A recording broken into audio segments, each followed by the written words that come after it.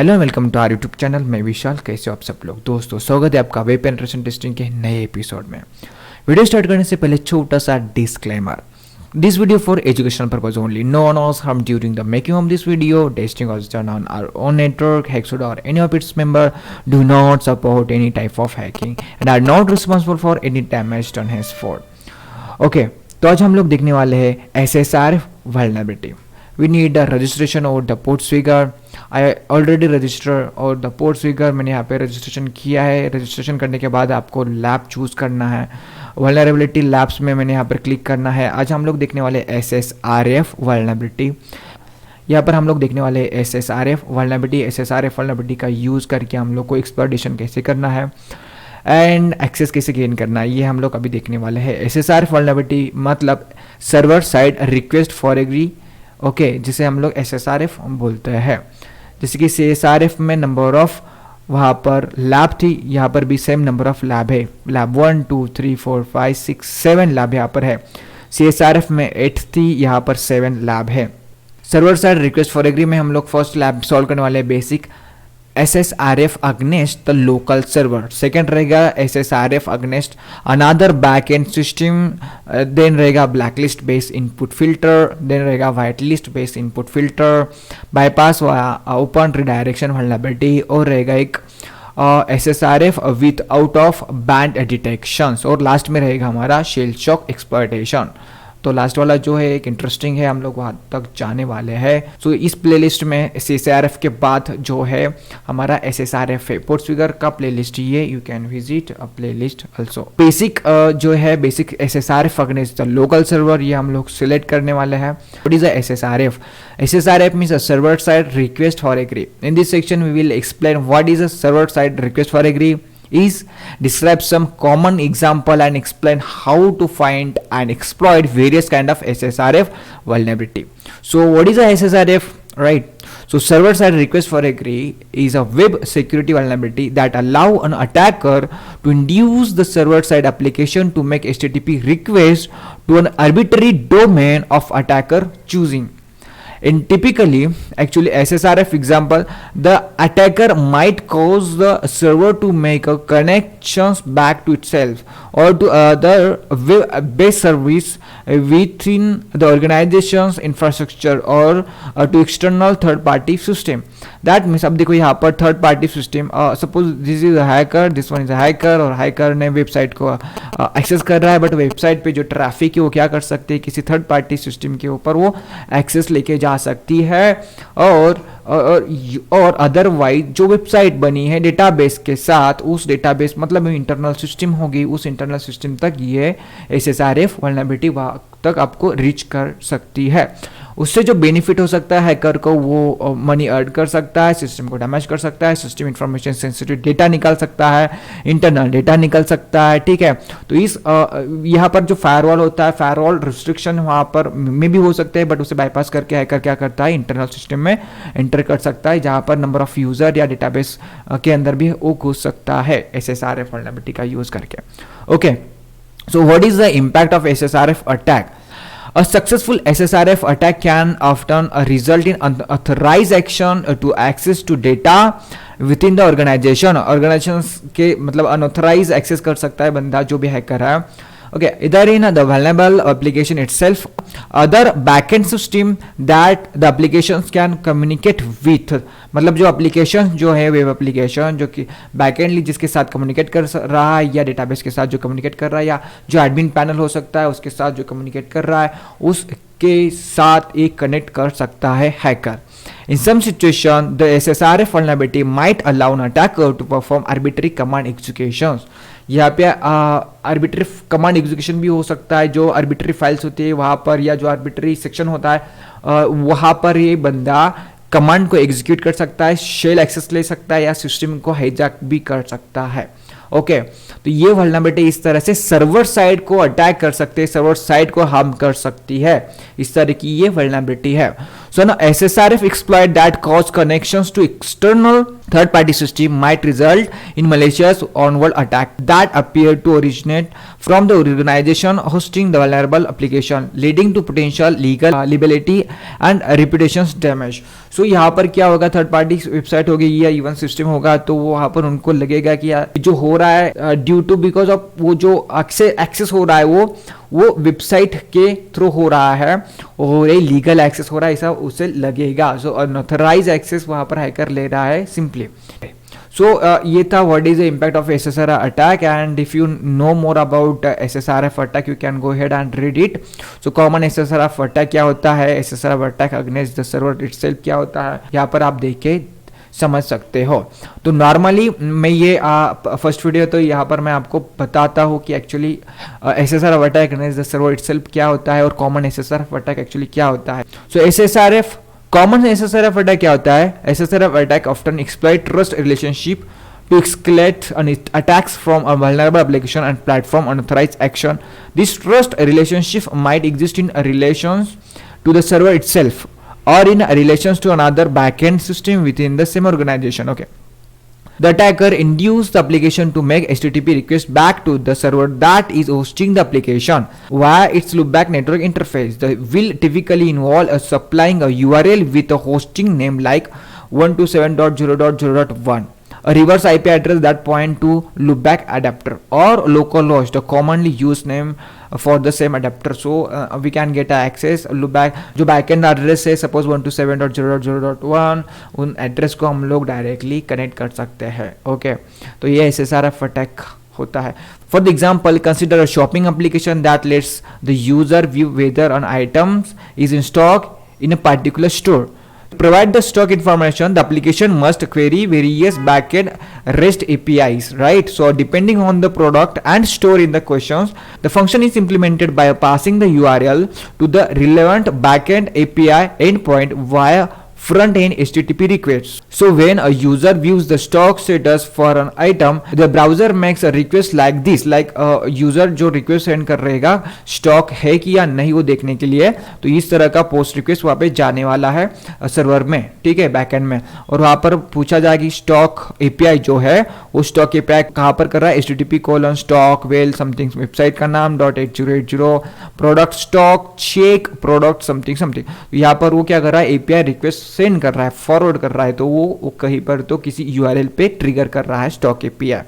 Okay, तो यहीं पर जो हैकर होता है उनको ये मिल जाता है SSRF वल्नरेबिलिटी करने का एक पॉइंट, ठीक है. This causes the server to make a request to the specified URL, retrieve the stock status and return this to the user. In this situation, an attacker can modify the request to specify a URL local to server itself. For example, अब यहाँ पर attacker जो है उन्होंने क्या URL वहाँ पर trigger किया है, localhost/admin. यहाँ पर वो जो हैकर है, वो जो अटैकर है, ये किसी और वेबसाइट के ऊपर या उनके लोकल होस्ट जो आईपी होता है लोकल सर्वर के ऊपर वो ट्रिगर कर सकता है, और ये जो ट्रैफिक जाएगी एज ऑथराइज ट्रैफिक जाएगी, और जो हैकर होता है अनऑथराइज एक्सेस ले रहा है, ठीक है. तो जो एक्सेस वहाँ पर जा रहा है एडमिन का एक्सेस वो आपको मिल जाता है वहाँ पर, ठीक है. इस तरह से वो हाईजैक कर लेते हैं एडमिन पैनल को या बैकएंड सिस्टम को. तो यहाँ पर क्या होगा कि सर्वर के अंदर का जो भी एडमिन पैनल एक्सेस है वो हमें यहाँ पर फेच हो जाएगा, राइट. सो एडमिन एक्सेस का यूआरएल हम यहाँ पर दे रहे हैं अटैकर, तो वहाँ पर वो एडमिन का एक्सेस दे रहा है. So now but the administrative functionality is ordinarily accessible only to suitable authenticated user. So an attacker who simply visit the URL directly won't see anything of interest. However, when the request to the admin URL come from the local machine itself, the normal access control are bypassed. The application grant full access to administrative functionality because the request appear to original from the trusted location. I told you that like ये जो request जा रही है as a trusted authenticated sir से, मतलब authorise person है, कोई server ही है, वो ये रिक्वेस्ट पूछ रहा है एज एडमिन पैनल को दिखाने के लिए, तो वो रिक्वेस्ट उस तरह से जाता है, ठीक है. हम लोग ऑथराइज नहीं है बट हम लोग ऑथेंटिकेशन वहाँ से ऑटोमेटिकली वो हो जाता है और हमें एक्सेस मिलता है एडमिन का. इस तरह से ये होता है तो फाइंड कैसे करना है, ऑब्वियसली हमें यूज़ करना है बबसूट का, वी नीड अ बबसूट एक ट्रैफिक, एंड उसके बाद हमें वहाँ पर ये जो है ये पैरामीटर हमें ढूंढना है जहाँ पर हमें हमारा ट्रिगर करना है बाकी की चीज़ें। सो फर्स्ट लैब जो हम लोग सॉल्व करने वाले हैं वो है basic SSRF against the local server. यहाँ पे मुझे क्लिक करके उसे ओपन करना है, मैंने ऑलरेडी ओपन किया है। So basic SSRF against the local server, जैसे कि यहाँ पर बताया ऑलरेडी हम लोग ने SSRF वल्नरेबिलिटी की लैब सॉल्व की, तो you know very well about how to solve PortSwigger lab. So access the lab के ऊपर आपको क्लिक करना है, नए विंडोज में हमें ओपन करना है उसे टाइम लगेगा ओपन करने के लिए होने के लिए, तो उसे फर्स्ट हमें रीड करते हैं। This lab has a stock check feature which fetch data from internal system. Okay, तो यहाँ पर क्या हो रहा है, यहाँ पे जो हमें लैब मिल रहा है वहाँ पर सपोज कोई शॉपिंग वेबसाइट है, राइट, कोई शॉपिंग वेबसाइट है या अमेजॉन वेबसाइट या समथिंग जो भी आपको प्रोडक्ट्स डिलीवर करते हैं, वो वेबसाइट के वहाँ पे अपने जाके कुछ स्टॉक में है जो भी हमारा प्रोडक्ट देखना है, वो स्टॉक में है, वो देखने के लिए हम लोग देखते हैं।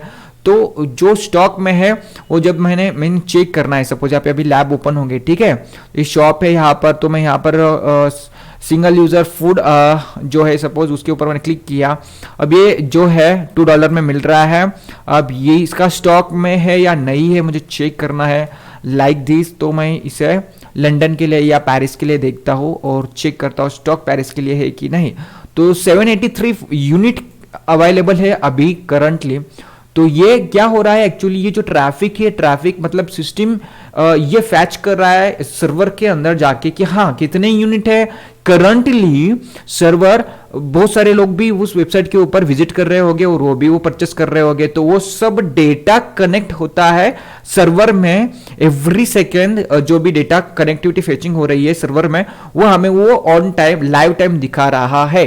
अभी किसी ने तो परचेस किया तो यहाँ पर हो जाएगा 782। तो जो यूनिट है वो परफेक्टली हमें दिखाना चाहिए स्टॉक में है या आउट ऑफ स्टॉक हो गया है, ये दिखाना चाहिए, इसलिए ये जो है एपीआई कनेक्टेड होता है सर्वर के साथ।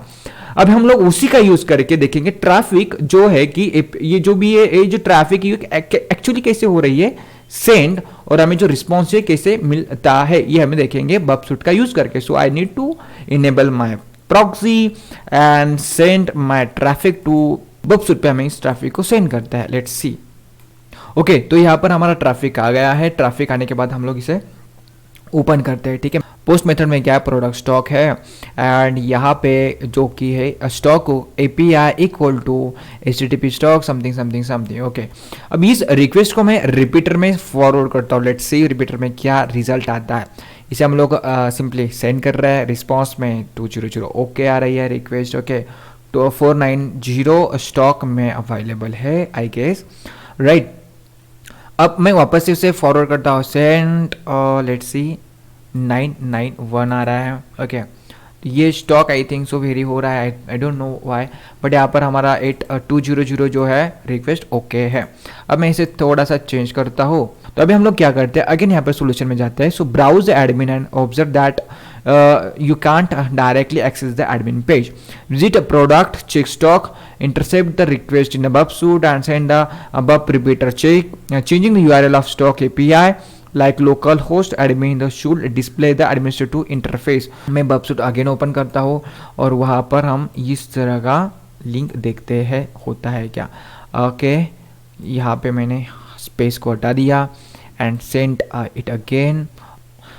ओके, तो यानी मैंने यहाँ पर लोकल होस्ट के ऊपर सेंड किया, तो यहाँ पर you can see home equal to like admin panel, login, ठीक है, नोटिफिकेशन, एडमिनिस्ट्रेटर, यूजर जो है यूजर है एडमिनिस्ट्रेटर है, दूसरा यूजर है कार्लोस, तीसरा है वाइनर्स, राइट। तो ये सारे यूजर है, राइट। कि मैंने यहाँ पे SSR वल्नरेबिलिटी एग्जीक्यूट प्रॉपरली कर लिया है। हमारा अभी टारगेट क्या है आगे लैब सॉल्व करने के लिए। देखो यहाँ पर हमें करना क्या था कि लाइक जो स्टॉक एपीआई आ रहा है, ठीक है, उसे हम लोग ने ट्राई किया, गेस किया कि मे बी वहाँ पे लोकल होस्ट हो सकता है और मे बी एडमिन हो सकता है। तो हम बैकएंड में एज ऑथराइज एक्सेस से हम लोग बैकएंड का जो एक्सेस होता है एडमिन का वो चेक कर सकता है। हम बाकी के भी चीज़ें भी एक्सेस कर सकते हैं, ठीक है, बहुत सारी चीज़ें होती है बैकएंड की, तो उसे भी हम लोग यूज़ कर सकते हैं, एक्सेस कर सकते हैं यूजिंग SSRF वल्नरेबिलिटी। ये यहाँ पर एक एग्जाम्पल है एडमिन के लिए। This should display the administrative interface, right? Then read the HTML identity, read the HTML to identify the URL, delete the target user which is like a Carlos. तो हमें क्या करना है, कार्लोस को delete करना है।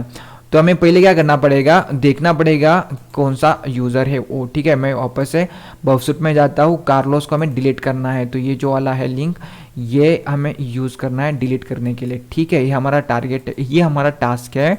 हम लोग सक्सेसफुली सर्वर को मैनिपुलेट कर रहे हैं कि नहीं, या कर सकते हैं कि नहीं, हमें देखने के लिए, ये हमारा टारगेट है। ओके, तो मैंने यहाँ से ले लिया, ये कॉपी किया और यहाँ पर हम लोग उसे पेस्ट कर देते हैं। ओके, तो ये मैंने हटा दिया और यहाँ पर मैंने वो पेस्ट किया। राइट, अब इसे हम लोग फॉरवर्ड करते हैं and again forward. Okay, let's see. Congratulations, you solved the lab. Admin interface only available if logged in as administrator or if request from the loop back. Loop back से ये request send करता है तो वो access दे सकता है administrator का। तो यहाँ पर वो लैब सॉल्व हो गई है हमारी। और इस तरह से हम लोग SSRF वल्नरेबिलिटी का यूज़ करके बैकएंड जो है या जो हमारा एडमिनिस्ट्रेटिव एरिया है, जो आर्बिट्री फाइल्स होती है, उसे भी हम लोग क्या कर सकते हैं, मैनिपुलेट कर सकते हैं। यही है SSRF vulnerability. So I hope so you like this video. If you like this video please subscribe करना मत भूलना। Thank you guys, bye bye, sign out.